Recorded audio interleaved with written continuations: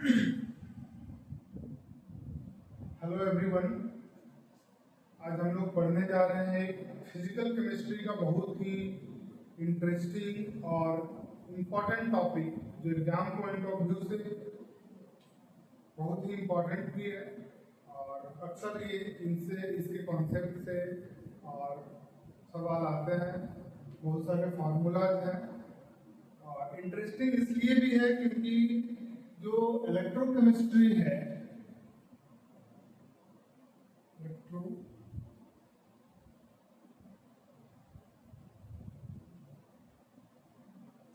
Interesting इसलिए भी है क्योंकि इलेक्ट्रोकेमिस्ट्री हम लोग अपने जीवन में अगर देखें तो हर जगह कहीं ना कहीं रोजमर्रा जिंदगी में इनकाउंटर करते हैं। मीन्स कहीं ना कहीं हम लोगों को सामना करना पड़ता है। और अगर आप नोटिस करेंगे तो जैसे हमारे वॉच में जो सेल है, यहाँ पे भी इलेक्ट्रोकेमिस्ट्री यूज हो रहा है। हमारे बॉडी में जो बायोलॉजिकल एक्टिविटीज हो रही है, ट्रांसमिट हो रही है, सिग्नल का ट्रांसमिशन हो रहा है न्यूरॉन्स के द्वारा, वहाँ भी कहीं ना कहीं इलेक्ट्रोकेमिस्ट्री का इन्वॉल्वमेंट है। लाइट कट जा रही है, इन्वर्टर हम लोग यूज कर रहे हैं, वहाँ पे जो बैटरी और सेल जो हम लोग है यूज कर रहे हैं, वहाँ भी इलेक्ट्रोकेमिस्ट्री है। तो कहीं ना कहीं हम लोग के डेली लाइफ में इलेक्ट्रोकेमिस्ट्री के यूजेस हर जगह है। इसके अलावा इसमें बहुत सारे रिसर्च किए जा सकते हैं, रिसर्च की संभावनाएं हैं। तो ये हम लोगों को पढ़ने का मेन मोटिव है कि ऐसे ऐसे यूजेस भी हैं हमारे डेली लाइफ में। स्टार्ट करते हैं इलेक्ट्रोकेमिस्ट्री। तो हम लोग बेसिक डेफिनेशन से स्टार्ट करेंगे एंड डेफिनेशन कुछ इस तरीके से है। इलेक्ट्रोकेमिस्ट्री क्या डील करता है? इलेक्ट्रोकेमिस्ट्री डील करता है स्टडी। किसका स्टडी? तो study of transformation of energy. मैंने बोला study of transformation of energy. This is transformation of energy. So yes, two words basically, transformation and energy are coming. So transformation means what? That is conversion. Conversion means what? Conversion हो रहा है, एक form से दूसरे form में convert हो रहा है, that is conversion और convert। एनर्जी, दो तरीके का एनर्जी हम लोग इसमें स्टडी करते हैं। मतलब दो तरीके का एनर्जी, लाइक केमिकल एनर्जी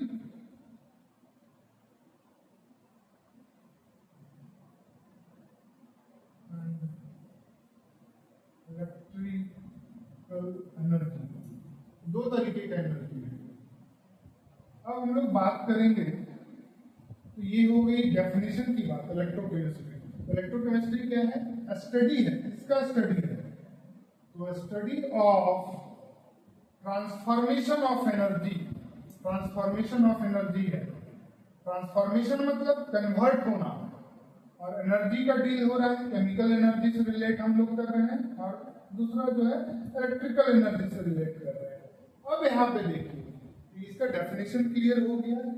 ऐसा स्टडी जहाँ पे ट्रांसफॉर्मेशन ऑफ एनर्जी की स्टडी करते हैं, वेदर वो कन्वर्ट हो रहा हो, क्या कन्वर्ट हो रहा हो, यहाँ पे देखते हैं। अगर यहाँ पे केमिकल एनर्जी है, यहाँ पे इलेक्ट्रिकल एनर्जी है,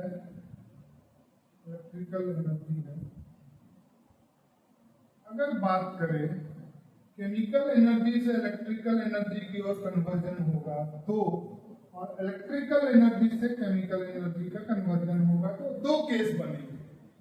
तो स्टडी करेंगे ट्रांसफॉर्मेशन ऑफ एनर्जी, मतलब कन्वर्जन ऑफ एनर्जी। किसका? तो केमिकल एनर्जी और इलेक्ट्रिकल एनर्जी के बीच का कन्वर्जन। तो अगर chemical energy to electrical energy अगर कन्वर्ट हो रहा है, इसको हम लोग इलेक्ट्रोलाइटिक सेल के अंतर्गत स्टडी करेंगे, पढ़ेंगे, इसी चैप्टर में पढ़ेंगे। और इलेक्ट्रिकल एनर्जी से अगर केमिकल एनर्जी में कन्वर्जन हो रहा है तो इलेक्ट्रोकेमिकल सेल बोलते हैं इसको, इलेक्ट्रोकेमिकल सेल बोलते हैं। तो हम लोग दो तरीके का सेल स्टडी करेंगे बेसिकली। जब केमिकल एनर्जी का कन्वर्जन इलेक्ट्रिकल एनर्जी में होगा तो इलेक्ट्रोलाइटिक सेल, इसी के अंदर गैल्वेनिक सेल भी आ जाएगा, गैल्वेनिक सेल। और जब इलेक्ट्रिकल एनर्जी का कन्वर्जन केमिकल एनर्जी में होगा तो इलेक्ट्रोकेमिकल सेल का स्टडी करेंगे। तो आइए हम लोग देखते हैं, सबसे पहले गैल्वेनिक सेल देखते हैं। और गैल्वेनिक सेल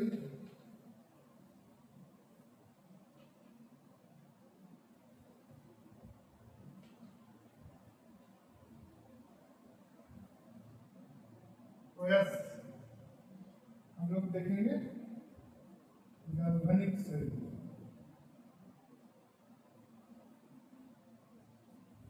यहीं से गैल्वेनिक सेल पढ़ते समय ही जो बेसिक टर्मिनोलॉजी है ये सारी चीजें हम लोग क्लियर भी करेंगे। उसके बारे में जितनी जानकारी हमें प्राप्त करनी चाहिए एग्जाम पॉइंट ऑफ व्यू से वो सारी जानकारियां भी प्राप्त करेंगे। तो गैल्वेनिक सेल की बात करें तो हम लोग दो कंटेनर है,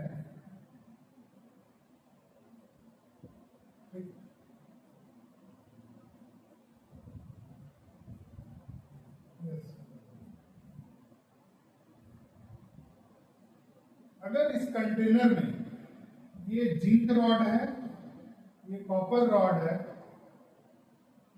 zinc is denoted by Zn है, copper is C। So zinc rod है, इसमें जिंक के सॉल्ट का सॉल्यूशन है। किसका सॉल्यूशन है? जिंक के ही सॉल्ट का सॉल्यूशन है, ZnSO4 है। ठीक इसी तरीके से इसमें कॉपर इलेक्ट्रोड है और इसमें कॉपर के सॉल्ट का सॉल्यूशन है, दैट इज CuSO4 का सॉल्यूशन। ठीक, अब हम लोग यहां पे क्या देखेंगे, जब यहां पे इसको बोलते हैं इलेक्ट्रोड। जब एक जिंक का रॉड को जिंक के सॉल्ट में डिप करते हैं और कॉपर रॉड को कॉपर के सॉल्ट में इसको डिसॉल्व करते हैं। गैल्वेनिक सेल का कंस्ट्रक्शन की हम लोग बात कर रहे हैं, कैसे बनता है गैल्वेनिक सेल। तो गैल्वेनिक सेल में एक ये इलेक्ट्रोड हो गया, एक दूसरा इलेक्ट्रोड हो गया। अब यहाँ पे होता क्या है, एनोड पे क्या हो रहा है, इसको एनोड बोल रहे हैं, एनोड पे रिएक्शन किस तरीके की हो रही है। तो एनोड पे हमेशा याद रखना है कि ऑक्सीडेशन होता है। एनोड पे क्या होता है, ऑक्सीडेशन होता है, और ये ऑलवेज ऑक्सीडेशन होता है। पूरे इलेक्ट्रोकेमिस्ट्री में हम लोग इस चैप्टर में इस चीज का जिक्र करते रहेंगे, आता रहेगा। तो याद रख सकते हैं हम लोग, एनोड पे हमेशा ऑक्सीडेशन होगा। ऑक्सीडेशन मतलब लॉस ऑफ इलेक्ट्रॉन होगा। तो यहाँ पे जिंक जो है कहीं ना कहीं जिंक 2+ में कन्वर्ट हो रहा है, लॉस इलेक्ट्रॉन का +2 इलेक्ट्रॉन। एनोड पे अगर रिएक्शन लिखेंगे तो ऐसे लिखेंगे, कैथोड पे रिएक्शन लिखेंगे तो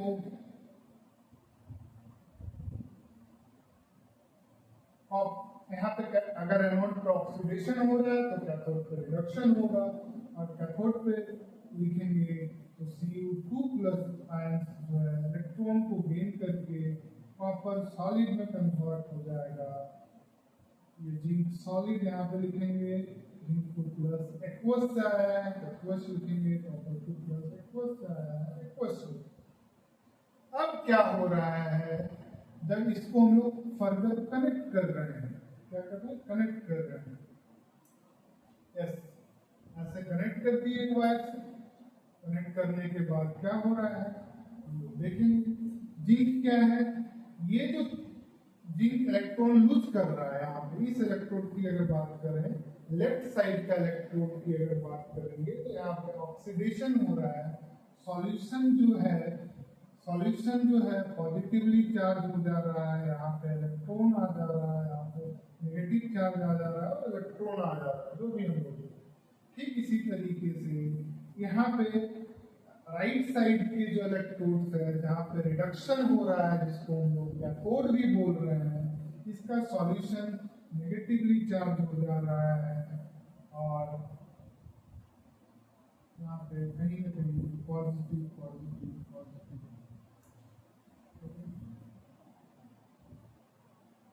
तो ये हुआ। तो इलेक्ट्रॉन का ट्रांसफर कहाँ से हो रहा है?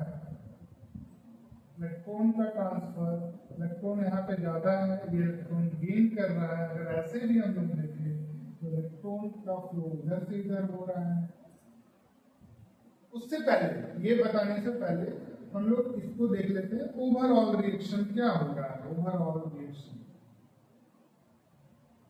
ओवरऑल रिएक्शन में हम लोग एक चीज का ध्यान रखेंगे, ओवरऑल रिएक्शन में कभी भी इलेक्ट्रॉन नहीं लिखते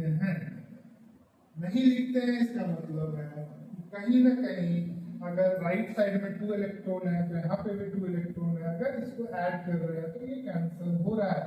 ऐसा हम लोग को हमेशा ओवरऑल रिएक्शन को लिखते समय ये चीज पूरी तरीके से ध्यान रखना है दिमाग में कि इलेक्ट्रॉन नहीं लिखा हुआ होना चाहिए।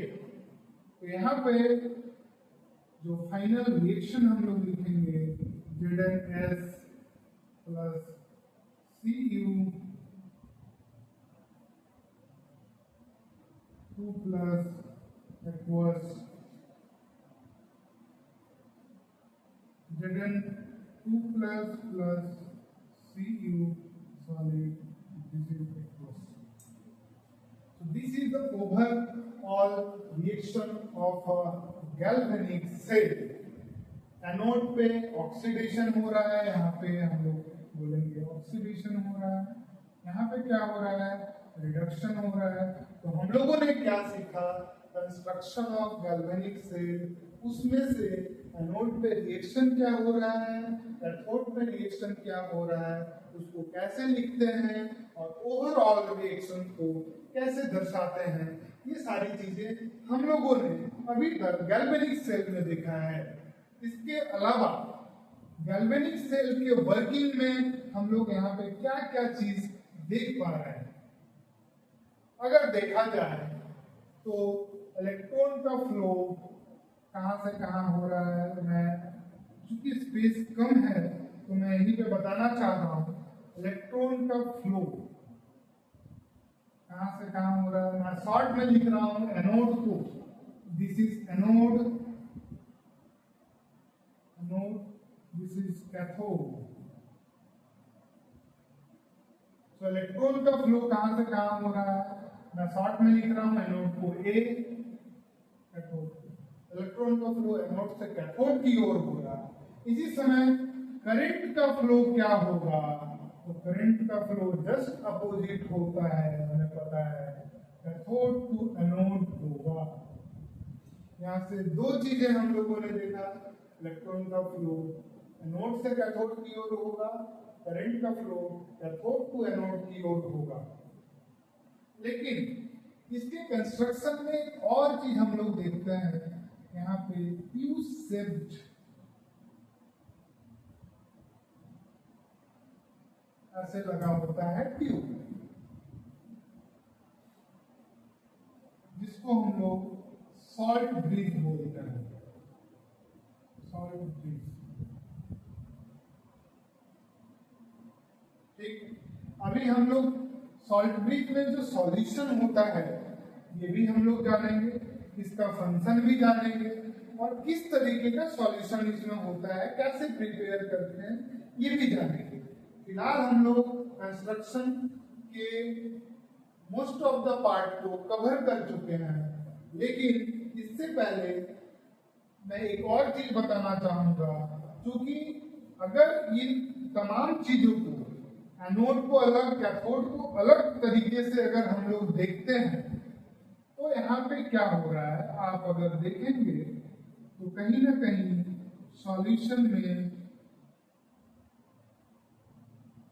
सॉल्यूशन में जिंक 2 प्लस एंड यहाँ पे जिंक है रॉड, तो इन दोनों के बीच में, इन किसके बीच में, तो रॉड के बीच में और उसके सॉल्यूशन के बीच में जो पोटेंशियल डिफरेंस जनरेट हो रहा है इस delta V that is represented by V, इस पोटेंशियल को हम लोग बोलते हैं इलेक्ट्रोड पोटेंशियल।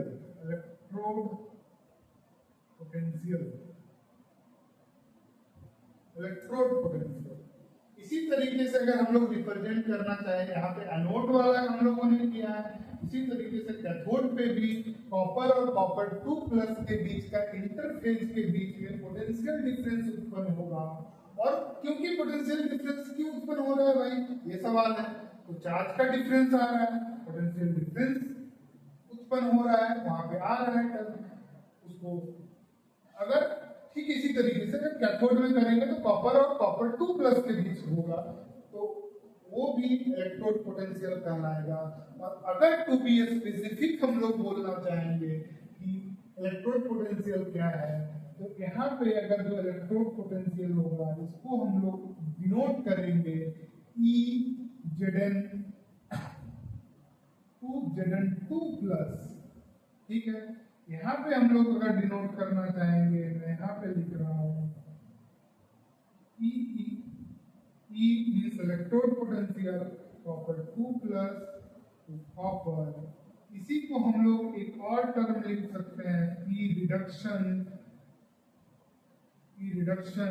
इसी को हम लोग ठीक उसी तरीके से एनोड वाले केस में ऑक्सीडेशन हो रहा है तो E ऑक्सीडेशन लिख सकते हैं। तो हम लोगों ने क्या समझा यहाँ पे, अगर दोनों ही इलेक्ट्रोड्स को अलग अलग स्टडी करने की थोड़ी सी कोशिश करें, अगर कनेक्शंस को थोड़ी देर के लिए हटा देते हैं तो वहाँ इंटरफेज हो रहा है, किसके बीच हो रहा है, किसके चलते हो रहा है, तो इसके सॉल्यूशन के चलते हो रहा है और मेटल के चलते हो रहा है। तो इन दोनों के बीच पोटेंशियल डिफरेंस पैदा हो रहा है, जिसको हम लोग क्या कर रहे हैं, इलेक्ट्रोड पोटेंशियल। इसी इलेक्ट्रोड पोटेंशियल को अगर एनोड पे बात करेंगे तो E ऑक्सीडेशन बोलेंगे, इसी इलेक्ट्रोड पोटेंशियल को अगर कैथोड पे बात करेंगे तो E रिडक्शन बोलेंगे। ठीक, इसका रिप्रेजेंटेशन अगर करेंगे तो E इस तरीके से हो रहा है। इसको याद करने और समझने का, देखने का, पहचानने का तरीका कुछ इस प्रकार आप अपना सकते हैं कि यहाँ पे एनोड पे हमेशा याद रखना है एक trick, N-ox, and AN stands for, AN का मतलब हुआ एनोड, OX का मतलब हुआ ऑक्सीडेशन, और एक याद रखना है red for reduction, cat for cathode. Cathode पे हमेशा रिडक्शन होगा, एनोड पे हमेशा ऑक्सीडेशन होगा। तो ये याद करने की एक छोटी सी आप ट्रिक कह सकते हैं, तो याद करने का एक तरीका हो गया। और तो यहाँ पे हम लोग ऑक्सीडेशन हो रहा है तो इसको रिप्रेजेंट कैसे करेंगे, Zn2 plus, loss of electron oxidation होता है, इलेक्ट्रॉन का लॉस हो रहा है, गेन ऑफ इलेक्ट्रॉन 2 प्लस 2 0 जा रहा है, गेन ऑफ इलेक्ट्रॉन को गेन कर रहा है, यहाँ पर रिडक्शन हो रहा है। तो ये हुई मोटा मोटी गैल्वेनिक सेल की बात, जिसका कंस्ट्रक्शन हम लोगों ने देखा है। कंस्ट्रक्शन में क्या देखा है, तो लेफ्ट में एनोड होता है, राइट साइड में कैथोड होता है, दोनों का इलेक्ट्रोड पोटेंशियल होता है, इसका भी होता है, एनोड का भी, कैथोड का भी होता है। एनोड के इलेक्ट्रोड पोटेंशियल को ई ऑक्सीडेशन बोलते हैं, क्योंकि ऑक्सीडेशन की वजह से हो रहा है कहीं ना कहीं पोटेंशियल डिफरेंस, आप कह सकते हैं इस बात को। और राइट साइड में रिडक्शन हम लिखते हैं। स्पेसिफिक सेल के लिए अगर लिखने की बात है तो Zn plus 2 copper 2 plus 2 copper हम लोग लिख सकते हैं। और इसके अलावा इसमें हम लोगों ने देखा इलेक्ट्रॉन का फ्लो कहाँ से कहाँ हो रहा है, एनोड से कैथोड की ओर, करंट का फ्लो कैथोड टू एनोड की ओर हो रहा है। अब थोड़ा सा मैं उसके अलावा हम लोगों ने ओवरऑल सेल रिएक्शन भी पढ़ा, थोड़ा सा मैं मिटाना चाहूंगा क्योंकि स्पेस कम है। ये सेल रिएक्शन में एनोड और कैथोड को मिटाना चाहता हूं।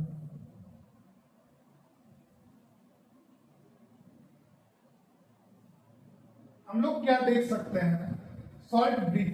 सॉल्ट ब्रिज का काम क्या है, वर्किंग ऑफ गैल्वेनिक सेल में वर्किंग ऑफ सॉल्ट ब्रिज जो यू शेप्ड है। इसमें कौन सा सॉल्यूशन होता है, KCl। तो सॉल्यूशन का क्या कैरेक्टरिस्टिक्स होना चाहिए जो इस यू शेप ट्यूब और जिसको हम लोग सॉल्ट ब्रिज बोलते हैं, इन्वर्टेड यू शेप ट्यूब, इसका जो कैरेक्टरिस्टिक्स होना चाहिए, स्ट्रॉन्ग इलेक्ट्रोलाइट होना चाहिए। कैसा होना चाहिए, स्ट्रॉन्ग इलेक्ट्रोलाइट। कैसा होना चाहिए, स्ट्रॉन्ग इलेक्ट्रोलाइट होना चाहिए। मोबिलिटी जो है, मोबिलिटी कैसा मोबिलिटी, तो आयोनिक मोबिलिटी। कंपेरेबल होना चाहिए, मीन्स प्लस और माइनस दो कहीं ना कहीं होगा। इलेक्ट्रोलाइट है तो पॉजिटिव चार्ज नेगेटिव चार्ज, दोनों की मोबिलिटी कंपेरेबल होना चाहिए, बराबर होनी चाहिए। आप ऐसा कर सकते हैं। ट्रांसपोर्ट नंबर बाद में हम लोग इसको डिस्कशन करेंगे, ट्रांसपोर्ट नंबर क्या होता है। दोनों के T plus T minus equal होना चाहिए। तो ये कैरेक्टरिस्टिक्स है, किसका कैरेक्टरिस्टिक्स है, तो characteristics of the material which we fill in this inverted U-shaped tube that we used to call salt bridge, जिसको हम लोग सॉल्ट ब्रिज बोल रहे हैं। उसका कैरेक्टरिस्टिक स्ट्रॉन्ग इलेक्ट्रोलाइट होना चाहिए, आयोनिक मोबिलिटी सेम होनी चाहिए, ट्रांसपोर्ट नंबर इक्वल होना चाहिए। ये जनरली और मेनली 2-3 कैरेक्टरिस्टिक्स होना चाहिए। इसका सॉल्यूशन बनता कैसे है, तो अगर में जेलाटिन बेस्ड के साथ अगर इसको मिक्स करते हैं, स्ट्रॉन्ग इलेक्ट्रोलाइट जैसे KNO3 KCl that we can use here, ये सब हम लोग यूज करते हैं। तो ये हुई बेसिकली बात। अब बात रही कि इसकी जरूरत क्यों पड़ी। थोड़ा देर के लिए मैं ये सारी चीजों को थोड़ा थोड़ा मिटा रहा हूं।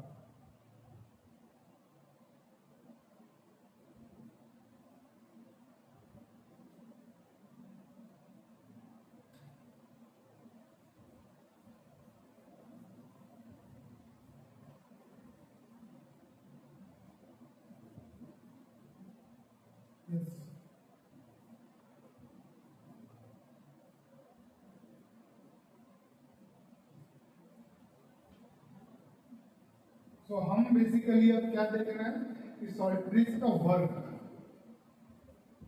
Work of salt bridge. ये जो है इलेक्ट्रोन्यूट्रलिटी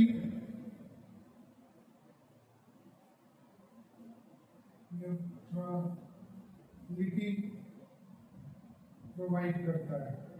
इट प्रोवाइड इलेक्ट्रोन्यूट्रलिटी। हम लोग सारे पॉइंट्स को डिस्कस भी करेंगे। इट प्रोवाइड इलेक्ट्रोन्यूट्रलिटी, कंप्लीट करता है।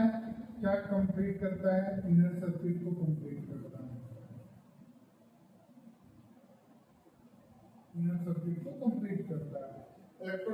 इलेक्ट्रोन्यूट्रलिटी प्रोवाइड करने का मतलब है कि अगर देखा जाए तो यहाँ पे एनोड पे ऑक्सीडेशन हो रहा है, और अगर एनोड में जो जिंक सल्फेट का सॉल्यूशन है जिंक इलेक्ट्रोड के साथ, ये पॉजिटिवली चार्ज है, और इस पॉजिटिवली चार्ज को काउंटर करने के लिए as a counter ion work करता है, क्योंकि K प्लस Cl माइनस है, स्ट्रॉन्ग इलेक्ट्रोलाइट है, डिसोसिएट होगा, Cl minus go to the this side, K plus go to this side, and it maintains the electroneutrality, balances of the charge, charge को balance करता रहता है, जिस वजह से इसमें करंट का फ्लो होता ही रहता है, क्योंकि इलेक्ट्रॉन का फ्लो होता रह रहा है, रुक नहीं रहा है, कहीं ना कहीं डिसबैलेंस नहीं हो रहा है।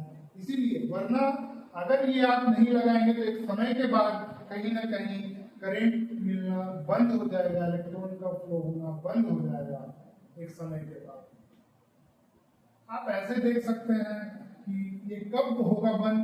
तो अगर लेफ्ट साइड की बात करें, एनोड की बात करें, तो कंसंट्रेशन ऑफ जिंक 2 प्लस अगर इक्वल हो गया कंसंट्रेशन ऑफ SO4 2 माइनस, तो ये तो कहीं ना कहीं न्यूट्रल का केस आ गया, बराबर हो गया। तो इस कंडीशन पे हो सकता है और जनरली हो ही जाएगा कि करंट का फ्लो पूरी तरीके से बंद हो जाएगा।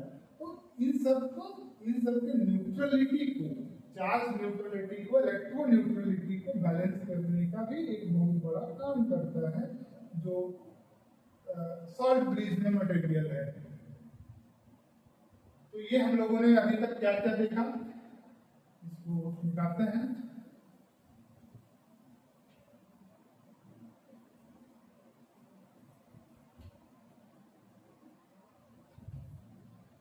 हम लोगों ने अभी तक देख लिया है इलेक्ट्रोकेमिस्ट्री में गैल्वेनिक सेल। तो गैल्वेनिक सेल का कंस्ट्रक्शन हम लोगों ने देखा है, गैल्वेनिक सेल का वर्किंग हम लोगों ने देखा है। गैल्वेनिक सेल में जो सबसे बेसिक चीजें होती है, हम लोग एनोड पे रिएक्शंस कैसे लिखते हैं, कैथोड पे रिएक्शन कैसे लिखते हैं, ऑक्सीडेशन कहाँ पे हो रहा है, हमेशा एनोड पे होता है, एनोड पे ऑक्सीडेशन हो रहा है, रिडक्शन कैथोड पे हो रहा है। ये सारा चीज लिखने के बाद हम लोगों ने ये भी जाना कि इलेक्ट्रोड पोटेंशियल क्या होता है, ई ऑक्सीडेशन और ई रिडक्शन अगर कहीं टर्म लिखा रहे तो हम लोग उससे क्या समझेंगे और कैसे लिखेंगे। दूसरा चीज, यहाँ पे एक और चीज हम लोग देख सकते थे कि गैल्वेनिक सेल में किसी पार्टिकुलर रॉड को ही कैथोड और एनोड का सिलेक्शन क्यों कर रहे हैं, कंस्ट्रक्शन में ये भी पार्ट होगा।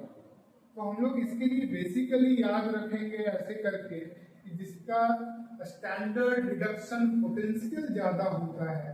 फिलहाल के लिए मैं बता रहा हूँ, आगे और भी डीप पढ़ेंगे। स्टैंडर्ड रिडक्शन पोटेंशियल जिसका ज्यादा होगा उसमें जल्दी रिड्यूस करेगा, इसलिए वो कैथोड होगा, हमेशा कैथोड प्रीफर करेगा। तो सेलेक्ट हम लोग उस बेसिस पे करते हैं, इलेक्ट्रोकेमिकल सीरीज के स्टैंडर्ड रिडक्शन पोटेंशियल के बेसिस पे हम लोग फाइनली डिसाइड करते हैं कौन सा इलेक्ट्रोड कैथोड होगा, किसका रिडक्शन होगा, किसका ऑक्सीडेशन होगा। तो ये बात रही गैल्वेनिक सेल में, गैल्वेनिक सेल के कंस्ट्रक्शन की, उसके वर्किंग। अब हम लोग कहीं ना कहीं एक और टॉपिक को आगे गैल्वेनिक सेल से ही रिलेट करके कंटिन्यू करते हैं, कोई अलग टॉपिक नहीं है। डेल्टा जी एंड ई का relation between delta G and delta E. Delta G और डेल्टा ई का रिलेशन हम लोग कैसे देखेंगे, इसी को डिस्चार्ज ऑफ बैटरी भी बोल सकते हैं।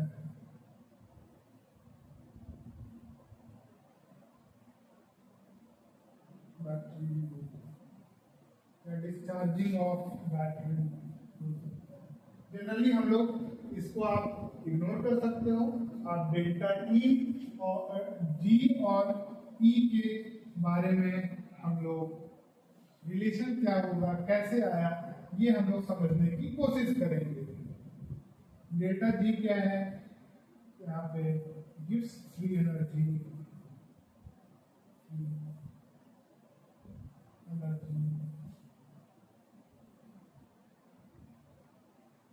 ई सेल क्या है,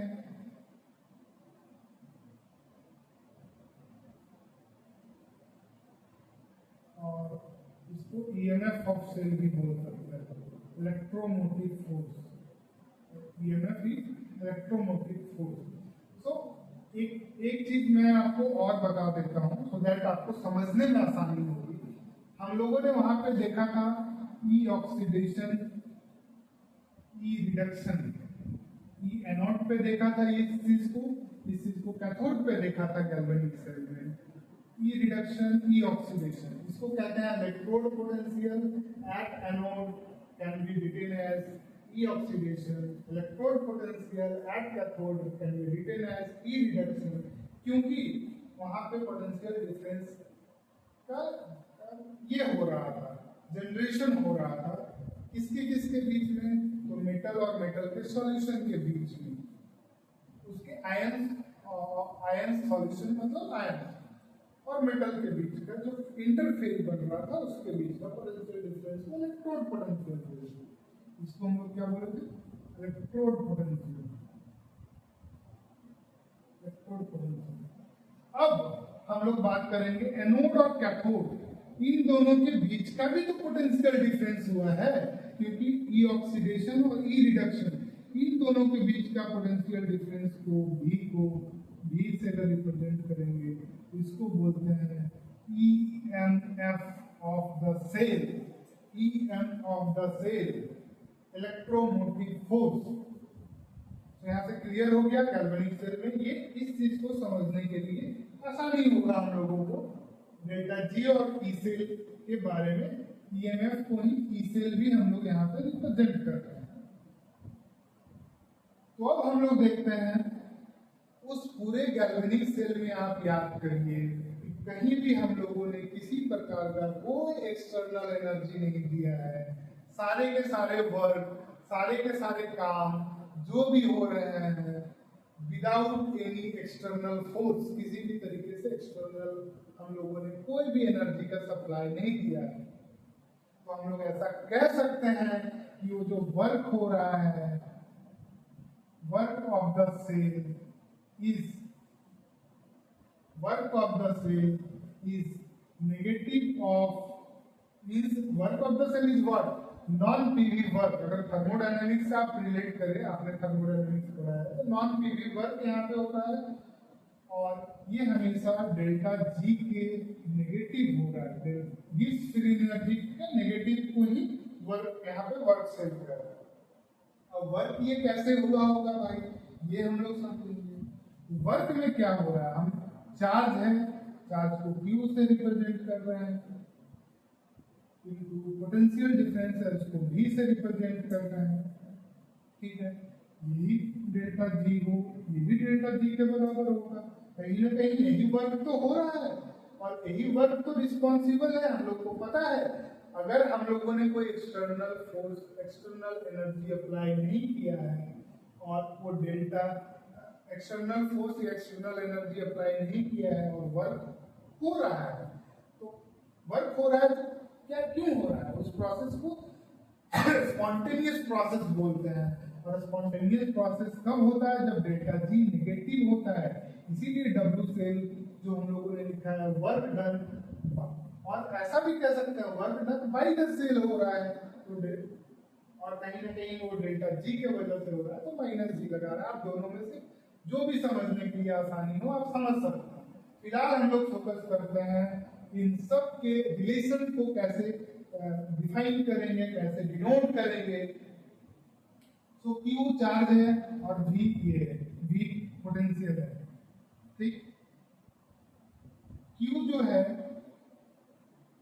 मींस वन इलेक्ट्रॉन, इलेक्ट्रॉन को ही यहाँ पे चार्ज तो इलेक्ट्रॉन है, तो एक इलेक्ट्रॉन का चार्ज तो हो रहा है, तो एक इलेक्ट्रॉन पर मोल, एक इलेक्ट्रॉन 1.6, थोड़ा सा अगर समझने के लिए हम देखें तो ऐसे देख सकते हैं, एक इलेक्ट्रॉन का चार्ज है 1.6 into 10⁻⁹ कूलम, और एक मोल जो होता है 6.022 into 10⁻23 मोल, और इसी को एक मोल चार्ज अगर बोलेंगे तो इसी को 1 फैराडे बोलते हैं,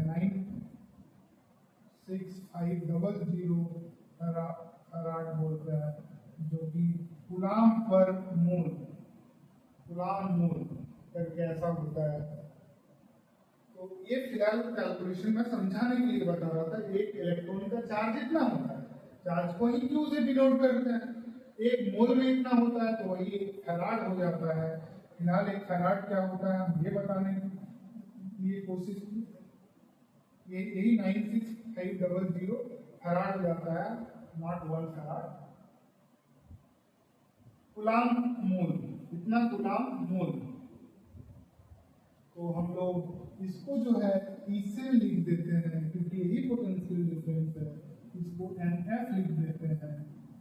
सो यहाँ से अगर करेंगे तो delta G equal to minus N F E of the cell हो जाता है। तो ये कहीं ना कहीं रिलेशन डेल्टा जी और ई ऑफ ई सेल के बीच का बहुत ही इम्पोर्टेंट रिलेशन है।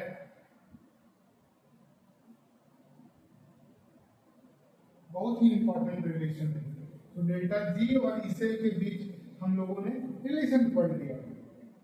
अब क्या होता है, अब इसका इंपॉर्टेंस भी देखेंगे हम लोग, इसका एप्लीकेशन भी देखेंगे इस इक्वेशन का।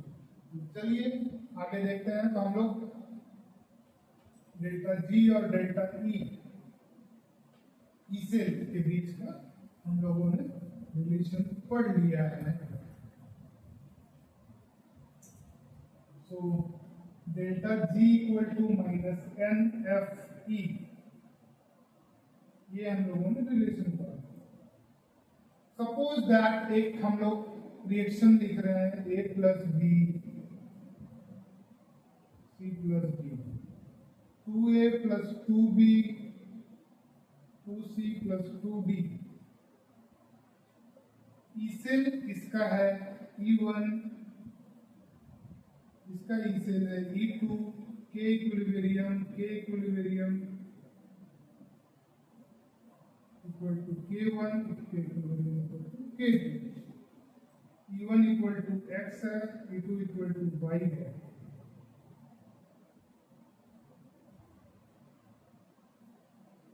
E2 इक्वल टू y है। ये हम जनरल फिलहाल ले रहे हैं।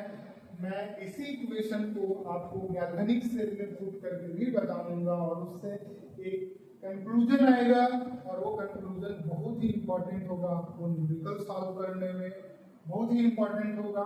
वो तमाम छोटे छोटे सवालों को सॉल्व करने के लिए और छोटे से बड़े हायर लेवल सवाल के अप्रोच में। तो फिलहाल अगर हम लोग देखते हैं एक इस तरीके से अगर है, तो अगर के इक्विलिब्रिया की बात करें, रिएक्शन थर्ड हो रहा है यहाँ पे 3a plus 3b 3c plus 3d, यहाँ पे E3 इक्वल टू क्या होगा और के इक्विलिब्रिया यहाँ पे क्या होगा। दो चीजें हम लोगों को कैलकुलेट करनी है। क्योंकि के इक्विलिब्रिया हम लोगों को पता है, के इक्विलिब्रिया जो है कहीं ना कहीं ऐसे हम लोग अगर रिप्रेजेंट करेंगे, या तो फिर इसको हम लोग एक और तरीके से भी देख सकते हैं। सवाल एक्चुअली यही है, सवाल से हम लोग को ये जानना है कि E1 और E2 क्या होगा, के इक्विलिब्रिया फर्स्ट और के इक्विलिब्रिया 2। तो हम लोग इस थर्ड वाले को भी फिलहाल मिटा देते हैं, डायरेक्ट हम लोग समझने की कोशिश कर रहे हैं। K2 equal to first we calculate K1, so K1 equal to concentration of, it is K equilibrium, so product by reactant CD upon A into concentration of B. Similarly, K2 equal to C upon CD square. This one will goes to exponent. ये exponent में चला जाएगा, D का भी 2 हो जाएगा, A का भी 2 हो जाएगा, B का भी 2 हो जाएगा। और इसको अगर हम लोग ब्रॉडली लिखना चाहें, K2 equal to CB concentration of A concentration of B whole का स्क्वायर, और ये टर्म कहीं ना कहीं K1 है, therefore K2 equal to K1 square, K2 equal to K1 square. ये तो K इक्विलिब्रिया की बात हो गई, ये के इक्विलिब्रिया की बात हो गई। अगर E1 और E2 की बात करेंगे तो E1 equal to X equal to E2 E1, यहाँ कहने का मतलब क्या है ना, E1 और E2 जो E सेल है वो दोनों इक्वल हो जाएगा, E1 इक्वल टू E2। बताना हम ये चाह रहे हैं कि के इक्विलिब्रियम जो है स्टोइचियोमेट्री पे डिपेंड कर रहा है, स्टोइचियोमेट्री पे डिपेंड कर रहा है, जबकि ई सेल जो है स्टोइचियोमेट्री पे डिपेंड नहीं कर रहा है। यहाँ पे हम लोग ये बता सकते हैं। अब इस इक्वेशन का एप्लीकेशन एक और तरीके से हम लोग देख रहे हैं, इसमें तो हम लोगों ने गैल्वेनिक सेल पढ़ा है, गैल्वेनिक सेल पढ़ा है, गैल्वेनिक सेल। तो गैल्वेनिक सेल में क्या हो रहा है, एनोड पे कैसा रिएक्शन हो रहा है, एनोड पे ऑक्सीडेशन होता है जिंक से zinc 2 plus equals plus 2 electron, ठीक है। एनोड का हम लोगों ने लिख लिया। कैथोड पे अगर हम लोग लिखेंगे तो कैथोड पे क्या हो रहा है, copper 2 plus 2 electron, this is aqueous medium copper solid plus copper solid. या एनोड पे रिएक्शन, कैथोड पे रिएक्शन, ओवरऑल रिएक्शन क्या होगा, this one 2 electron will cancel, on addition what we will get zinc solid plus copper 2 plus equals this one will be zinc plus 2 equals copper solid, so this is overall reaction।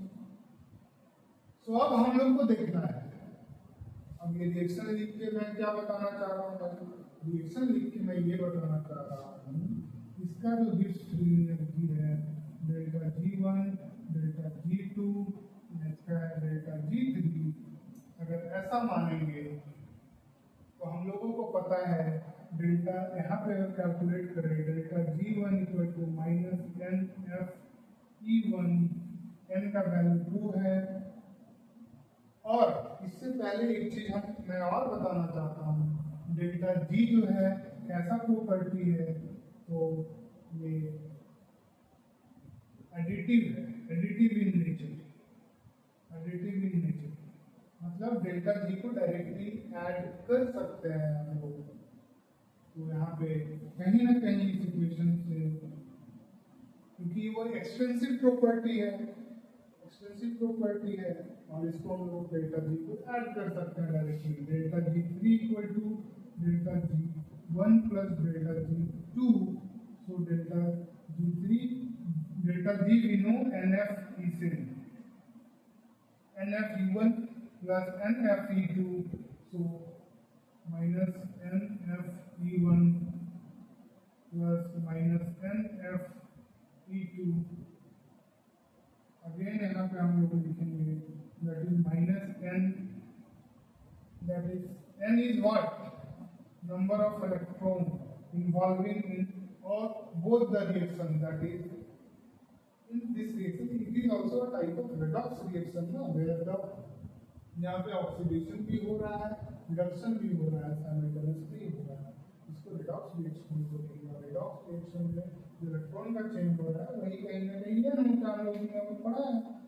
Delta G3 अगर हम लोग calculate करेंगे तो minus NF, यहाँ पे minus NF E3 हम लोग लिखेंगे, तो अगर minus NF E3 equal to minus NF, अगर कॉमन हम लोग ले लेते हैं, NF दोनों कॉमन है, minus NF E1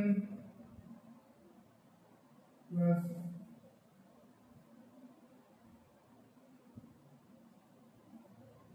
E2, E1 plus E2, NF cancel.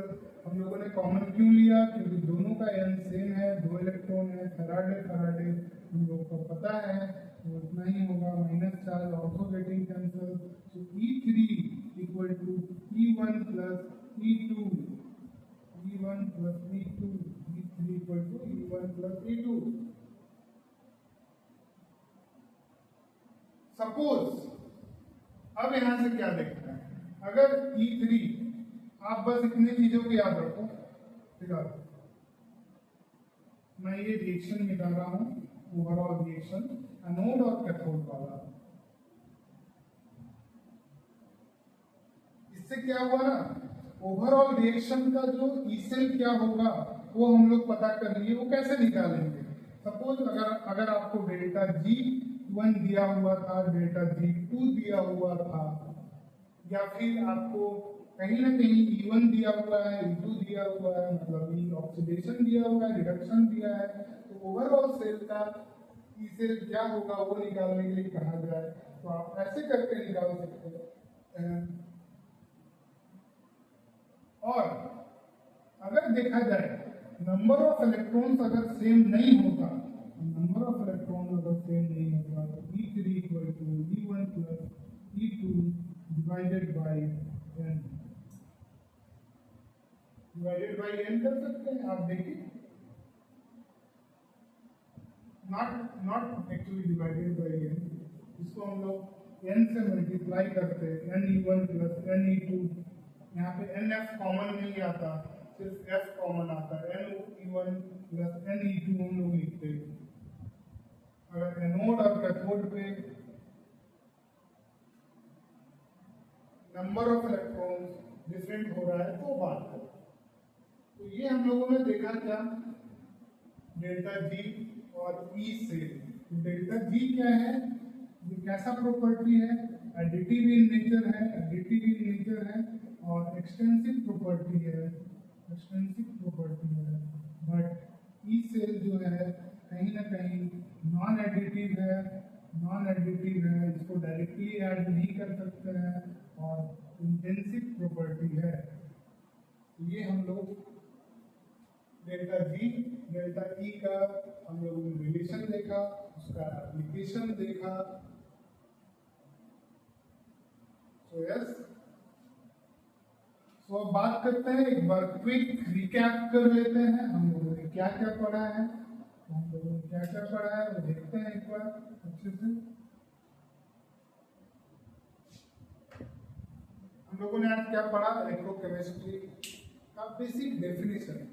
Electrochemistry क्या होता है, ट्रांसफॉर्मेशन ऑफ एनर्जी है, केमिकल एनर्जी से इलेक्ट्रिकल एनर्जी में जा रहा है तो उसको इलेक्ट्रोकेमिकल सेल और गैल्वेनिक सेल की स्टडी करेंगे। और अगर इलेक्ट्रिकल एनर्जी से केमिकल एनर्जी में कन्वर्जन हो रहा है तो इलेक्ट्रोलाइटिक सेल में स्टडी करेंगे। उसके बाद हम लोगों ने गैल्वेनिक सेल पढ़ा। गैल्वेनिक सेल में कुछ प्रमुख बातें जो हम लोग उसको जानने लायक थी कि उसका कंस्ट्रक्शन कैसे होता है, एनोड होता है लेफ्ट में, राइट में कैथोड होता है, और इलेक्ट्रॉन का फ्लो एनोड से कैथोड की ओर होता है और करंट का फ्लो कैथोड से एनोड की ओर होता है। हम लोगों ने वहाँ पे इलेक्ट्रोड पोटेंशियल क्या होता है वो उसका डेफिनेशन, उसका मतलब समझा। हम लोगों ने ई ऑक्सीडेशन और ई रिडक्शन का मतलब क्या होता है, वो ऐसा क्यों लिखते हैं और उसको कैसे अरेंज करके लिखते हैं, हम लोगों ने वो समझा। हम लोगों ने समझा ओवरऑल सेल रिएक्शन कैसे लिखते हैं, एनोड पे कैसे लिखते हैं, कैथोड पे कैसे लिखते हैं, हम लोगों ने वो समझा। हम लोगों ने ध्यान रखने वाली बातें ये समझी कि ओवरऑल सेल रिएक्शन में कभी भी इलेक्ट्रॉन नहीं लिखते हैं।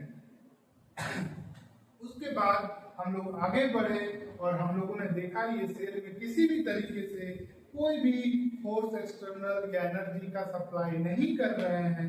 तो अगर नहीं कर रहे हैं तो क्या कर रहे हैं भाई, कहीं ना कहीं स्पॉन्टेनियस रिएक्शन हो रहा है। तो हम लोगों ने वर्क डन निकाला, वर्क डन कैसे निकला, उसके बाद वहीं से डेल्टा G और E cell gives free energy और E सेल इलेक्ट्रोमोटिव फोर्स हम लोगों ने जाना। उसके बीच का delta G equal to minus NF E cell हम लोगों ने जाना, उसका एप्लीकेशन जाना। उसका एप्लीकेशन में हम लोगों ने ये समझा कि डेल्टा G को हम लोग ऐड कर सकते हैं, एक्सटेंसिव प्रॉपर्टी है, एडिटिव इन नेचर है, जबकि ई सेल डायरेक्टली ऐड नहीं कर सकते हैं जब तक कि हम लोगों के वो एनोड और कैथोड वाले सेल में number of electrons equal transfer नहीं हो रहे हैं, इक्वल इन्वॉल्वमेंट नहीं हो रहे हैं। तो ये हम लोगों ने समझा। एक और चीज हम लोग छोटा सा समझ ले रहे हैं, सेल नोटेशन। सेल नोटेशन ये भी इंपॉर्टेंट है क्योंकि हम लोगों ने सेल पढ़ा गैल्वेनिक सेल। एक और सवाल जो जनरली कॉमन सा आता है, बहुत सारे लोग हम लोग आम तौर पर बोलचाल की भाषा में बोलते हैं बैटरी और सेल। तो बैटरी और सेल में क्या डिफरेंस है? सेल को अगर सीरीज में कनेक्ट कर दिया जाता है एक से ज्यादा सेल को, तो उसी को हम लोग बैटरी कहते हैं। फिलहाल अभी देखते हैं सेल नोटेशन। सेल नोटेशन में विथ एलजीपी और विदाउट एलजीपी, विदाउट एलजेपी और with LJP. LJP means not the log Janshakti party, it's a liquid junction potential. So without LJP means liquid junction potential not producing। अब liquid junction potential क्या होता है हम लोग थोड़ा सा समझ लेते हैं इसको। यहाँ पे G2 प्लस है, SO4 2 माइनस है, SO4 2 माइनस है। तो हो क्या रहा है ना, इन दोनों सॉल्यूशन में charge Zn2 plus and SO4 2 minus के बीच में अगर Zn का सॉल्यूशन है तो इन दोनों के बीच में पोटेंशियल डिफरेंस ना पैदा हो, उसी को कहते हैं, उसको जो रोक रहा है उसी को कहते हैं लिक्विड जंक्शन पोटेंशियल।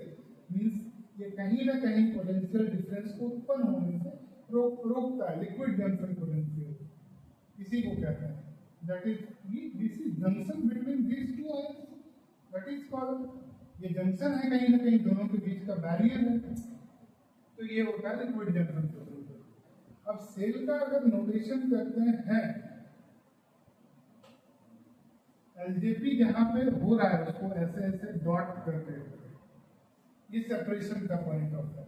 इधर एनोड, हमेशा एनोड इधर लिखेंगे, फिर कैथोड लिखेंगे, एनोड कैथोड, लेफ्ट में एनोड कैथोड, ऐसा जनरली होता है। अगर एलजेपी के साथ विदाउट एलजेपी, जहाँ पे लिक्विड जंक्शन पोटेंशियल हो ही नहीं रहा है वहां तो कोई दिक्कत नहीं, जहाँ पे हो रहा है वो डॉट डॉट से डिनोट करते हैं। ओवरऑल सेल का नोटेशन अगर आपको दिया हो तो मैं एक आपको ब्रीफ आइडिया दे रहा हूँ कैसे आपको पहचानना है कहाँ पे क्या है। तो अगर सेम फेज में हो, सेम फेज,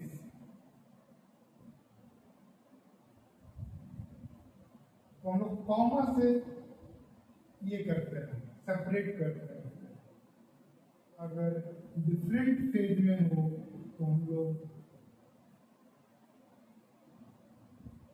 डिफरेंट फेज में हो तो डबल लाइन से डिनोट करते हैं। जैसे हम लोगों ने गैल्वेनिक सेल का ओवरऑल कैसे लिखेंगे,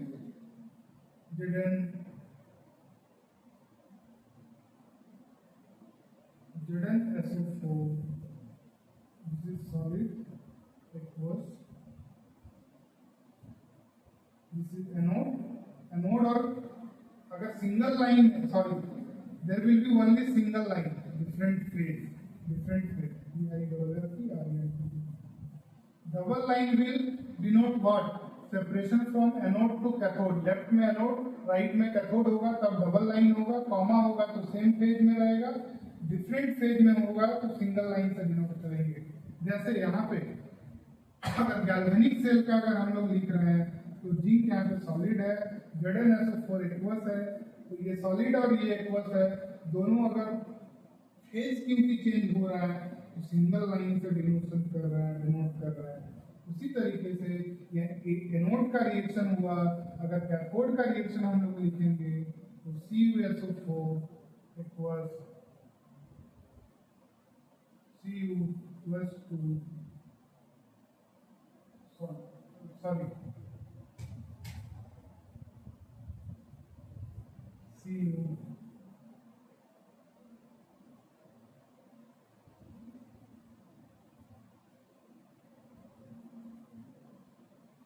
Cu plus 2 equals Cu less of 2.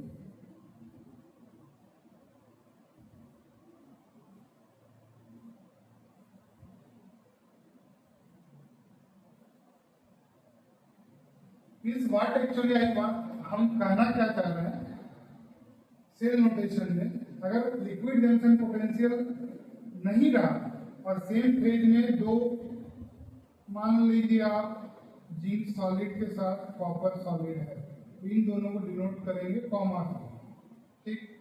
अगर जिंक सॉलिड है और जिंक एक्वस है, तो इन दोनों को सिंगल लाइन से डिनोट करेंगे।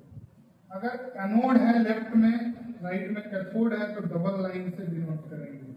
हमेशा एनोड जो होता है लेफ्ट में होता है, कैथोड जो होता है राइट में होता है। तो ये हम लोग सेल नोटेशन के बारे में ब्रीफ आइडिया पढ़े, जहाँ पे भी पूरा सेल का नोटेशन लिखा हुआ है, वहाँ से हम लोग समझ पाएंगे इस चीज को कि cell with liquid junction potential है और विदाउट लिक्विड जंक्शन पोटेंशियल है तो उसका फेज क्या चेंज हो रहा है। और इस अगर ये जान पाएंगे हम लोग, तभी हम लोग सेल हाफ सेल रिएक्शन लिख पाएंगे, एनोड पे क्या हो रहा होगा, कैथोड पे क्या हो रहा होगा, और ओवरऑल सेल रिएक्शन लिख पा रहे होंगे। तो फिलहाल के लिए आज हम लोग इतना ही करते हैं, नेक्स्ट वीडियो में मिलेंगे। Thank you so much.